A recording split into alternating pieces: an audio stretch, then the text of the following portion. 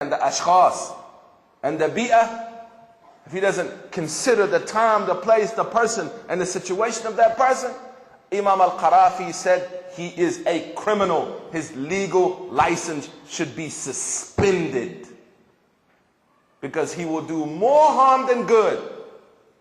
So what does it tell you about our community if we don't start to create scholarship amongst males and females who are going to be able to answer the questions of our society based on those 4 ittijahat, but simply are not empowered to do that, but just to repeat what they've heard. That's why al-Malikiyya, they say al-farqu bayna al-alim wal-ammi huwa al-farqu bayna al-naqil wal-aqil.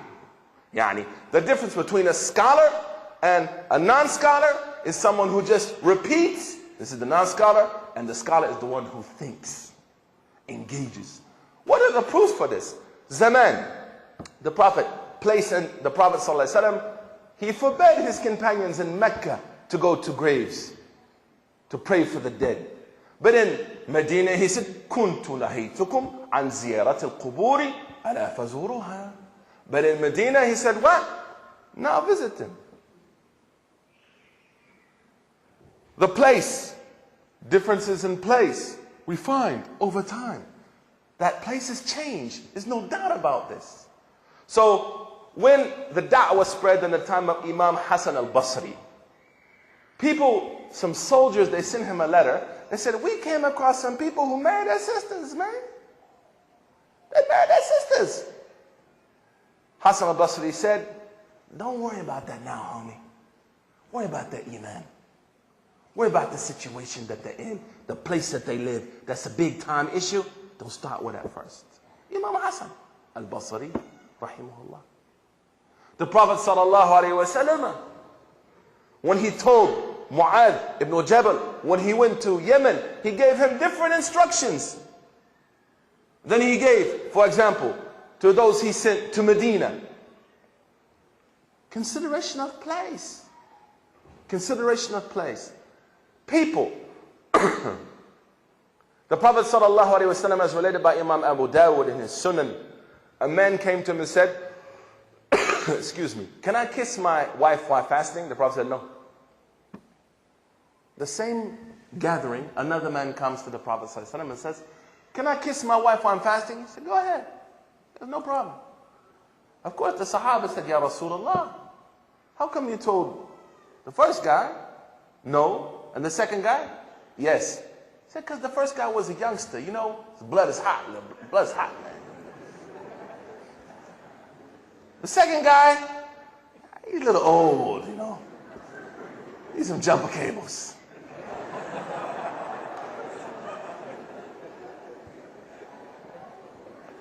It was nice to come here. This is the last time.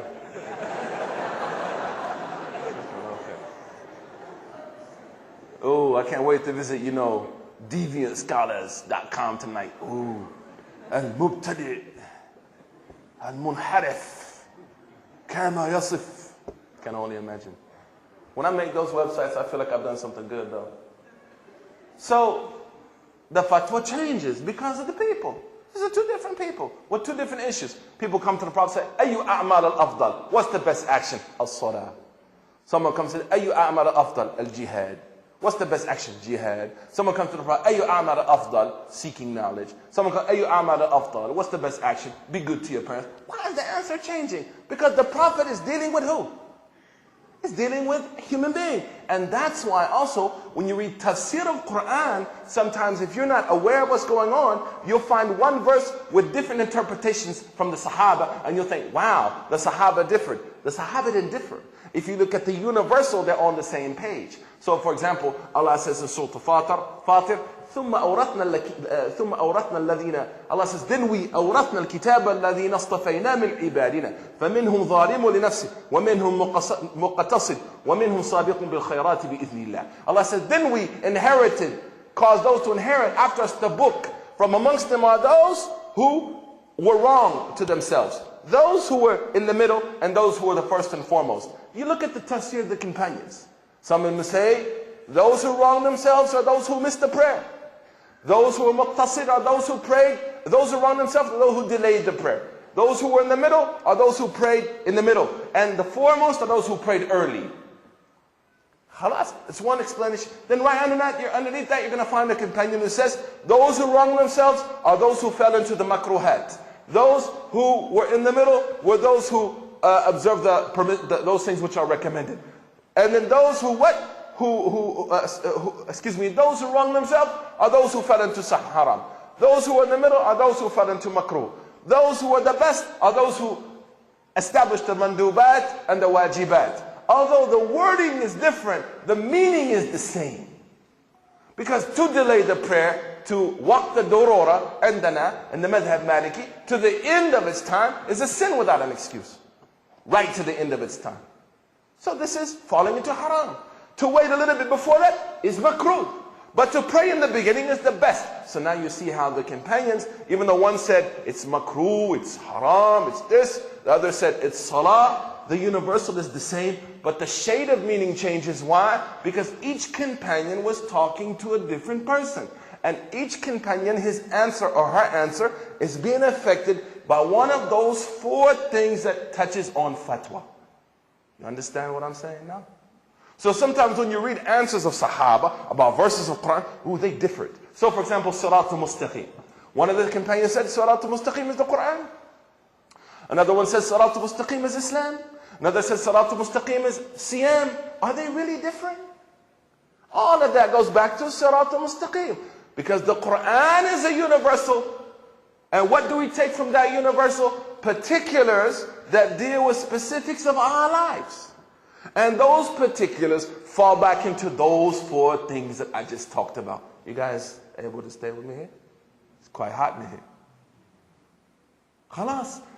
Now if we keep that in mind, we can understand as a community that we have a profound responsibility to articulate a religion based on authentic orthodox scholarship that will enable us in certain instances not to eschew the turath or the tradition that Muslim scholars have left us, by no means, because that turath is extremely important. But and I'm not telling anyone just to start from scratch, right? But for those who are trained in law, those who are trained Muslim scholars. One person came to me and said, I know a lot about usul al-fiqh. I said, why? He said, I studied usul al-fiqh for 2 weekends. I said, really? I said, I studied usul al-fiqh for 4 years with 8 books, and I read more than 15 scholars, and I still feel I don't know that much about usul al-fiqh. So what are you talking about, homie? No, these programs are going to give you literacy, not scholarship. But if someone assumes that he has scholarship from that person has to be careful of kibr. But creating that environment for scholars in this country. And scholars need what? Need money. People to support them. I'm not going to ask for money, don't worry. But the only reason I was able to go out and study is because of Mass, with all respect to Mass. They gave me a scholarship. They said, go do it, man. Get down. Take care of business, man. We'll see you in about 8 years. Adios. Communities start thinking that way, man. And creating scholarship in the next 10 or 20 years, you'll find a dynamic Islamic discourse, inshallah, in the West, bi tawfiqillah. The last point that I'll make as I finish now is that we have become a community. Since we don't have that type of scholarship, not only here, but even in other places, we have been forced to simply look at the tradition and interpret our reality through tradition completely. And there's a difference between traditionalism and being traditionalistic. Traditionalistic is a problem. Respecting the Torah is another issue. As I said to some of my students in Egypt, al-farq bayna taqdeesu Torah wa ihtiramihi. There's a difference between making the tradition holy and respecting it. But as we look at ourselves now as a community, if we don't have the type of scholarship like we have here, we're blessed with SHAFI'I, mashallah. I'm taking him up north. I'm going to put him up. You put me in a bag and you hold my passport. It might work. Yeah? Well, no. Maybe. I'm a little taller than you. And you're much more handsome than I am. But He's the Shams, I'm the Qamar. Shukran. Cool me off. That creating that scholarship that is going to answer questions that we have in our society, that can understand those 4 important facts and respect them, is crucial. It's crucial. It's crucial. And that needs patronage, support. Patronage in 2 fronts. Intellectual patronage. We're not going to bully the scholars to say what we want them to say, or we fire them. We can't be Sopranos. We can't be Marlon Brando and Godfather with a shack. Al Pacino, the world is not yours, bro. Giving them the right to make mistakes, to grow, to learn, to screw up. Oh man, one brother came to me and said, I heard you're deviant now. I said, really? I'm deviant? My name says Suhaib on my badge. Yeah, my name is deviant. He said, no, I heard you're deviant. I heard you said something 5 years ago. I said, subhanAllah. I said, brother, I don't even know what I said 5 years ago. He said, no, you said, he brought up something, I don't even remember it.